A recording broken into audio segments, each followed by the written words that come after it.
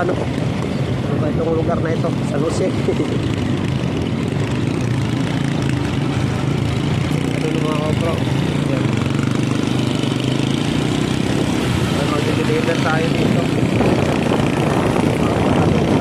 Pinakadulo naman ako sa ano, tayo ng patingin ako sa ahon ulit tayo sa bundok. Ayan yung tulay ng San Jose mga kabro, papunta ko dyan. Tapos dito naman yun naman yung ano, ganyan mga kabundukan yung view dyan sa pinakadulo, papunta dun sa kabundukan ng Montalban.